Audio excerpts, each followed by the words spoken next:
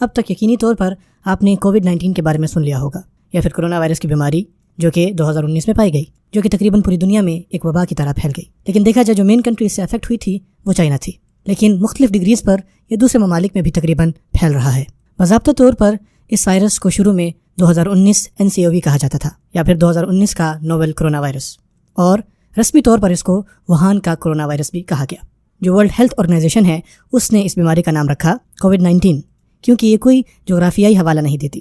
نہ ہی کوئی مقام، نہ ہی کوئی جانور، نہ ہی کوئی شخص، نہ ہی لوگ وغیرہ، کیونکہ یہ سب بدنما کا باعث بن سکتے تھے۔ وہ اس کو پروناؤنسیبل بھی بنانا چاہتے تھے۔ اس کا پھر آفیشیل نام رکھا گیا SARS-CoV-2، یا پھر آپ کہہ سکتے ہیں severe acute respiratory syndrome corona virus 2، کیونکہ یہ جنیاتی طور پر بہت مماثلت رکھتا ہے سارس کرونا وائرس سے، جو کہ رسپانسبل ہوتا ہے، جیسے کہ میں نے بتایا، سیویئر ایکیوٹ ریسپریٹری سنڈروم کے لیے۔ اور یہ جو سارس ہے وہ سن 2002 میں وبا کی طرح پھیلا تھا۔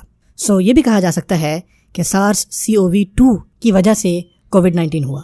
اب جو انسانوں کے درمیان گردش کر رہا ہے کرونا وائرس، وہ عام طور پر زیادہ افیکٹو نہیں ہے، اور اس کے اندر تمام سردیوں کی بیماریوں کا 1/4 حصہ پایا جاتا ہے۔ لیکن کبھی کبھار جو کرونا وائرس جانوروں میں گردش کرتے ہیں اس سے وہ تبدیلی پیدا ہوتی ہے، جہاں سے وہ لوگ متاثر ہونا شروع کر دیتے ہیں، اور یہی چیز انسانوں میں بیماری پیدا کر رہی ہے۔ سن 2002 میں جو کرونا وائرس چمگادڑوں میں تھا، وہ چمگادڑوں سے مشک بلاؤں میں پایا گیا، جو کہ ایک بلی کی طرح کا جانور ہوتا ہے، اور پھر وہاں سے انسانوں میں پایا گیا۔ اور 2012 میں ایک مرس نام کی بیماری ہوئی، جو کہ چمگادڑوں سے اونٹوں میں منتقل ہوئی، اور وہ چیز کچھ عرصے تک صرف اونٹوں میں رہی، لیکن آخر میں وہ بھی انسانوں میں منتقل ہو گئی۔ جو کووڈ-19 ہے، آپ کہہ سکتے ہیں وہ بھی شروع ہوئی ہے چمگادڑوں سے، لیکن اس بار ممکنہ طور پر انٹرمیڈیٹ کا میزبان تھا ایک پینگولن، ایک ایسا جانور جو کراس کی طرح دکھائی دیتا ہے، یا پھر ایک اینٹیٹر اور ارماڈیلو کے درمیان کی شکل ہے۔ اس حقیقت کی بنیاد پر کہ سائنسدانوں نے شناخت کیا کہ جو پینگولن میں ایک ایسا کرونا وائرس ہے جو کہ 96% جینیاتی میچ ہے SARS-CoV-2 سے۔ لیکن افسوس کی بات یہ ہے کہ پینگولنز کو بہت بڑی تعداد میں ایک جگہ سے دوسری جگہ اسمگل کیا جاتا ہے، اور زیادہ طور پر اس وجہ سے کیونکہ لوگ یہ سمجھتے ہیں کہ ان کے اندر کوئی شفا بخش خصوصیات پائی جاتی ہیں، اور جب کہ وہ دنیا بھر میں پھرتے ہیں بجائے یہ کہ وہ صرف جنگلوں میں رہیں، تو بہت زیادہ چانسز ہیں کہ انہی کی وجہ سے انسانوں کے اندر کرونا وائرس پایا جا رہا ہے۔ اور دیکھا جائے تو 11 فروری 2020 تک ہمارے پاس تقریباً 43,103 ایسے کیسز ہیں جو کہ کووڈ-19 سے متاثر ہوئے ہیں، جن سے 1,018 اموات ہو چکی ہیں۔ اور ورلڈ ہیلتھ آرگنائزیشن کے مطابق اس کا جو فیٹیلٹی ریٹ ہے وہ 2.4% ہے، اور بہت ساری تعداد جو ان کیسز کی اور ان اموات کی ہوئی ہے وہ چائنا میں ہی ہوئی ہے۔ اور دیکھا جائے کہ سن 2002 میں جو سارس ہوا تھا اس کی وجہ سے تقریباً 8,098 کیسز ہوئے تھے ایسے، اور اس سے تقریباً 774 اموات ہوئی تھی، اور وہاں پر جو فیٹیلٹی ریٹ تھا وہ 9.6% تھا۔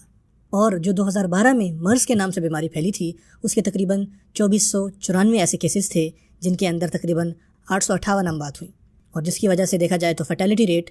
34% ہوا۔ اور جو 2014 میں ایبولا کی بیماری آئی تھی، جو کہ دیکھا جائے کہ کرونا وائرس کی وجہ سے نہیں تھی، لیکن اس سے بھی تقریباً 28,639 کیسز ہوئے تھے، جس سے تقریباً 11,316 اموات ہوئیں، اور وہاں پر جو فیٹیلٹی ریٹ تھا وہ 40% تھا۔ مائکروسکوپک لیول پر کرونا وائرس جو ہیں وہ single stand positive sense RNA viruses ہیں، جس کی سطح پر پروٹینز کی سپائکس پائی جاتی ہیں، جو کہ آپ کہہ سکتے ہیں کہ ایک تاج یا کراؤن کی طرح لگتا ہے ایک مائکروسکوپ میں۔ اور کرونا جو ورڈ ہے وہ لاطینی زبان میں کراؤن کا معنی دیتا ہے، جو کہ تاج ہے، اور صرف یہ جو سپائکس ہیں یہ ان سیلز کو ہلا کے رکھ دیتے ہیں جو ریسپریٹری ٹریکٹس اور لنگس کے درمیان ہیں،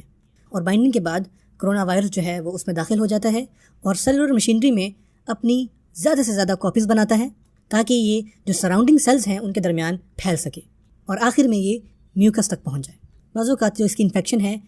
وہ بہت ہلکی ہوتی ہے، اور کچھ لوگوں کو ان کی کوئی بھی نشانی یا علامت محسوس نہیں ہوتی، اور کچھ لوگوں میں ایسی بیماریاں پائی جا سکتی ہیں جو کہ بہت ہی نقصان دہ ہیں، جیسے کہ فیور، کھانسی، سانس کا صحیح طریقے سے نہ آنا، اور جتنے بھی سیریس مسئلے ہیں جیسے کہ نمونیا۔ جو سیویئر لنگ ڈیمیج ہے اس کی وجہ سے ایکیوٹ ریسپریٹری ڈسٹریس سنڈروم ہو سکتا ہے، یا آپ اس کو ARDS بھی کہہ سکتے ہیں، اور یہ تب ہوتی ہے جب لنگز کے اندر انفلیمیشن اتنی زیادہ ہو کہ جو اس کا فلوئڈ ہے اتنا بڑھ جائے کہ وہ اس کے لنگز میں سارا کا سارا پھیل جائے، اور یہ جو سیویئر انفیکشن ہے یہ سیپٹک شاک بھی کر سکتی ہے، اور یہ تب ہوتا ہے جب آپ کا بلڈ پریشر لا یقینی طور پر کم ہو جائے، اور جو آپ کے جسم کے آرگنز ہیں وہ سانس لینے کے لیے تڑپ رہے ہوں۔ ARDS اور جو شاک ہے وہ مین کاز ہے لوگوں کی اموات کی اس انفیکشن کی وجہ سے، اور یہ بہت زیادہ چانسز ہیں کہ ہو ان لوگوں میں جن کی عمر 60 سال سے زیادہ ہے، یا سگریٹ نوش، یا پھر وہ لوگ جن کے اندر گزشتہ کوئی میڈیکل کنڈیشنز تھیں، جیسے کہ آپ کہہ سکتے ہیں ہائپر ٹینشن وغیرہ۔ اور ڈیزیز کازنگ میں جو کرونا وائرس ہے وہ بہت جلدی پھیل سکتا ہے۔ عام طور پر یہ تب پھیلتا ہے جب لوگ کھانستے ہیں یا پھر چھینک مارتے ہیں، اور وہ جو چھوٹے چھوٹے ذرے ہیں جن کے اندر وائرس پایا جاتا ہے وہ اس ٹائم نکلتے ہیں، اور یہ جو چھوٹے چھوٹے ذرے ہیں یہ ہو سکتا ہے کہ اگلے بندے کے چہرے پر جا کے گریں، یا ناک پر جا کے گریں، یا پھر آنکھوں پہ جا کے گریں، اور اس وجہ سے اس وائرس کو راستہ مل جاتا ہے کہ اگلے جسم میں وہ منتقل ہو جائے۔ یہ وائرس واش روم کے جو سٹول ہیں وہاں پر بھی پایا جا سکتا ہے، اور بہت کم موقع ایسے ہوئے ہیں، لیکن ہو سکتا ہے کہ کرونا وائرس ایک بلڈنگ کے ایک اپارٹمنٹ سے دوسرے اپارٹمنٹ میں بھی پھیلا ہے، اور یہ چیز سن 2002 میں جو سارس ہوا تھا اس وقت بھی دیکھی گئی تھی۔ اس وقت جن بلڈنگز میں پلمبنگ کے مسئلے تھے کہ ایک انسان کے گھر سے جو ڈرینیج پائپس ہیں ان کی وجہ سے دوسری جگہوں پر وہ وائرس منتقل ہوا، جو کہ آپ کہہ سکتے ہیں کہ کسی بھی شخص کی سنک پر یا پھر کسی بھی شخص کے واش روم میں یہ چیزیں منتقل ہو سکتی ہیں۔ نہ صرف یہ کہ ایک انتہائی خطرناک بات ہے، بلکہ یہ جو وائرس کنٹیننگ ڈراپلیٹس ہیں یہ جو واش روم کی سطح ہے وہاں پر بھی پائے جا سکتے ہیں، جو کہ اینڈ میں وہ لوگ جو اس اپارٹمنٹ میں رہ رہے ہیں ان کو بیمار کر دے۔ اور ہو سکتا ہے کچھ ایسا ہی ہوا ہو کووڈ-19 کے ساتھ، اور اس چیز پر بہت ہی ایکٹیو طریقے سے انویسٹیگیشن چل رہی ہے۔ ایک دفعہ انسان کو انفیکشن ہو گئی جس کی علامات جو ہیں تقریباً 5 دن کے اندر اندر پتہ چل جاتی ہیں، تو اس وقت اس کو کہا جاتا ہے انکیوبیشن پیریڈ۔ لیکن دیکھا جائے یہ جو انکیوبیشن پیریڈ ہے یہ ڈیپینڈ کرتا ہے ایک آدمی سے دوسرے آدمی تک، اور کچھ اسٹڈیز میں آپ یقین نہیں کریں گے تقریباً 24 دن کا بھی انکیوبیشن پیریڈ رہا ہے۔ لیکن اس کے اوپر بات چل رہی ہے کہ ہو بھی سکتا ہے اور نہیں بھی ہو سکتا کہ جو اسمپٹومیٹک لوگ ہیں وہ اس بیماری کو پھیلا سکتے ہیں یا نہیں، کیونکہ ان لوگوں میں ٹپکلی کم پایا جاتا ہے کہ وہ اس وائرس کو دوسروں میں منتقل کر سکیں۔ لیکن اگر وہ ایسا کرتے ہیں تو اسمپٹومیٹک ٹرانسمیشنز جو ہیں وہ بہت کم رول ادا کرتی ہیں اوور آل وبا میں۔ وائرسز جو ہیں ان کو ایک ریپروڈکٹیو نمبر دیا جاتا ہے، اور ناٹ جس بھی آپ کہہ سکتے ہیں، اور یہ اس پر بیس کرتا ہے کہ وہ کتنی جلدی پھیلتے ہیں، اور جو پرسن ٹو پرسن ٹرانسمیشن ہے وہ کنفرم ہوتی ہے دونوں طریقوں سے، چاہے وہ چائنا کے اندر ہو یا چائنا کے باہر۔ R0 کا مطلب یہ ہے کہ ایک انسان جس کے اندر انفیکشن ہے وہ صرف دوسرے ایک آدمی کے اندر وہ منتقل کر سکے، اور R0 کا مطلب یہ ہے کہ ایک انسان 2 لوگوں کے اندر جو ہے یہ منتقل کرتا ہے، اور اسی طرح آپ دیکھتے جائیں تو اگر R0 1 سے بھی کم ہے تو جو انفیکشن ہے وہ زیادہ نہیں پھیلتی، اگر 1 ہے تو وہ اسٹڈی رہتی ہے، لیکن اگر وہ 1 سے زیادہ ہے تو اس کی وجہ سے وہ مزید پھیلتی جاتی ہے۔ جو کرنٹ ایسٹیمیٹ SARS-CoV-2 R0 کا لگایا جا رہا ہے وہ 2 اور 2.5 کے درمیان لگایا جا رہا ہے، اور اگین یہ ایوریج پایا جا رہا ہے کہ کچھ لوگ جو ہے وہ لوگوں میں کم پھیلا رہے ہیں اور کچھ جو ہے وہ انتہائی زیادہ پھیلا رہے ہیں، جو کہ انتہائی خطرناک ریٹ ہے۔ جو ایگزیکٹ وجہ ہے بہت زیادہ پھیلا رہے ہیں وہ ابھی تک انکلیئر ہے۔ ہو سکتا ہے کہ صرف اس وجہ سے کہ ان کے دوسرے لوگوں سے بہت زیادہ تعلقات ہوں، اور ہو سکتا ہے کہ ان کے جو جسم ہے وہ نیچرلی بہت زیادہ وائرس پھیلاتے ہوں، اور ہو سکتا ہے کہ اس کی کوئی اور وجہ بھی پائی جاتی ہو۔ اس ڈائگنوز کو کنفرم کرنے کے لیے ایک ریئل ٹائم پولومیریز چین ریئیکشن ہونا چاہیے، یا پھر RT-PCR ٹیسٹ ہونا چاہیے، جو کہ ایک بہت ہی تیز ٹیسٹ ہے جو کہ کافی لیبز اور ہاسپٹل میں ہوتا ہے، جو کہ بہت کم اماؤنٹ میں وائرل RNA کو پہچان سکتے ہیں۔ جو ٹریٹمنٹ ہے وہ سپورٹیو کیئر کے اوپر فوکسڈ ہے فی الحال، جو کہ فلوئڈس کا پرووائڈ کرنا، آکسیجن کا دینا، یا پھر وینٹیلیٹری سپورٹ دینا جو لوگ بہت ہی بیمار ہوں۔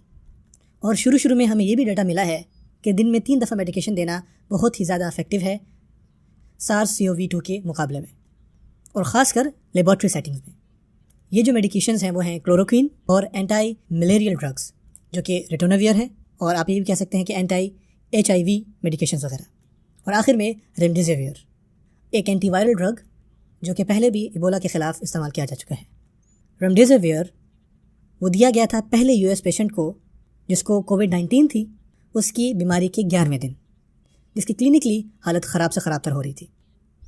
اور اس کی اگلے ہی دن کافی امپرومنٹ ہونا شروع ہو گئی۔ لارج اسکیل کے جو کلینکل ٹرائلز ہوتے ہیں ریمڈیسیویر کے ساتھ یہ آلریڈی ہی چل رہے ہیں چائنا کے اندر، لیکن افسوس کے ساتھ کہنا پڑا ہے اب تک اس کی کوئی ویکسین جو ہے وہ دریافت نہیں ہوئی جو کہ ہمیں یقینی طور پر کووڈ-19 سے بچا سکے، اور دیکھا جائے تو اس کی ویکسین ابھی اتنے جلدی آتے ہوئے محسوس بھی نہیں ہوتی۔ سو اب کا جو ہمارا ہدف ہے وہ یہی ہے کہ ہم زیادہ سے زیادہ جو لوگوں کی ایک دوسرے کے ساتھ معاملات ہیں ان کو کم سے کم کیا جائے۔ سب سے پہلے کہ جن کے اندر کووڈ-19 ہیں ان کو آئسولیٹ کیا جائے۔ جو کرونا وائرس ہے عام طور پر جو لمبے فاصلے ہوں اس کے درمیان جو ہوا ہے اس کے اندر نہیں پھیلتے، لیکن وہ جو ہے رفلی 3 فٹ یا 1 میٹر کے اندر اندر پھیل سکتے ہیں ایک انسان سے دوسرے انسان کے اندر، اور وہ بھی جو کہ سلائیوا کے ایک چھوٹے سے ذرے کے درمیان بھی ہو سکتے ہیں، اور وہ تب ہوتی ہے جب آپ کھانس رہے ہو یا چھینک مار رہے ہو، اور یہ بھی بتاتے چلیں کچھ کرونا وائرس کی اسٹرینز جو ہیں وہ باقی رہ سکتی ہیں، کچھ جگہوں پر 1 دن سے زیادہ دیر تک بھی رہ سکتی ہیں۔ اور یہ سب باتوں کے بعد اگر آپ ایک ہیلتھی آدمی ہیں، ایسی جگہ پہ رہ رہے ہیں جہاں پر ابھی وبا نہیں پھیلی، تو یہی ریکمنڈیشن ہوگی کہ آپ بالکل بھی ایسی جگہوں پر نہ جائیں جہاں پر یہ وبا پھیل چکی ہے، اور کوشش کریں کہ جہاں پر رش وغیرہ ہے ایسی جگہوں سے دوری رہیں، اور تقریباً 6 فٹ یا 2 میٹر جو ہے دور رہیں ایسے بندے سے جس کے اندر ایسی بیماری پائی جا رہی ہے۔ ایک سرجیکل ماسک پہننا یہ ریکمینڈڈ نہیں ہے، کیونکہ جو رسک ہے کووڈ-19 کا ہو جانا اس طرح کی سیٹنگ میں وہ بہت کم ہے۔ اور جیسا کہ آپ کو پتہ ہی ہے، ہمیشہ اپنے ہاتھوں کو صاف رکھیں، اور اپنے ہاتھوں کو بھی آپ کوشش کریں کہ کسی اچھے صابن سے دھوئیں یا پھر کسی اچھے الکوہل بیسڈ سینیٹائزر سے دھوئیں، اور کوشش کریں کہ اپنی آنکھیں، کان اور منہ کو کم سے کم چھوئیں، کیونکہ یہ جو ایریا ہے اس کو ٹی زون کہا جاتا ہے، اور یہی بیسکلی کامن انٹری پوائنٹس ہیں جہاں سے وائرس کسی انسان کے اندر داخل ہوتا ہے۔ اور وہ لوگ جو ہیلتھ کیئر میں کام کرتے ہیں، جو ایسے لوگوں کے درمیان کام کر رہے ہیں، تو ان کو ریکمینڈ یہ کیا جاتا ہے کہ وہ ڈراپلیٹس یا پھر کانٹیکٹ پریکاشنز اچھی طرح سے مد نظر رکھیں، اور اس کے اندر پائی جاتی ہیں تمام وہ چیزیں جو کہ پرسنل پروٹیکٹیو اکوپمنٹ ہے، جیسے کہ ایک صاف dry surgical mask, gloves, long sleeved gowns, اور آنکھوں کو پروٹیکٹ کرنے کے لیے گاگلز وغیرہ، اور ایسے پروسیجر کرنا جس کے اندر ایروسول نکلتا ہے، جیسے کہ ٹریکیل انٹوبیشن، برونکوسکوپی، CPR یا پھر نان انویسو وینٹیلیشنز۔ یہ بہت ضروری ہے کہ آپ N95 ریسپیریٹر کو پہنیں،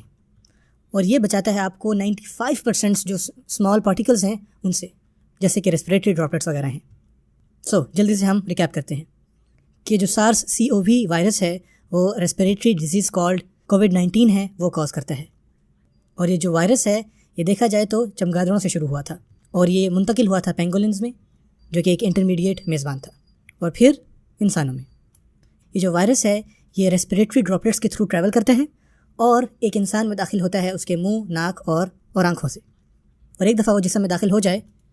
تو وہ آپ کی جو ریسپریٹری سسٹم ہے تو اس کے اندر وہ کچھ نشانیاں جو ہیں وہ چھوڑنا شروع کر دیتا ہے،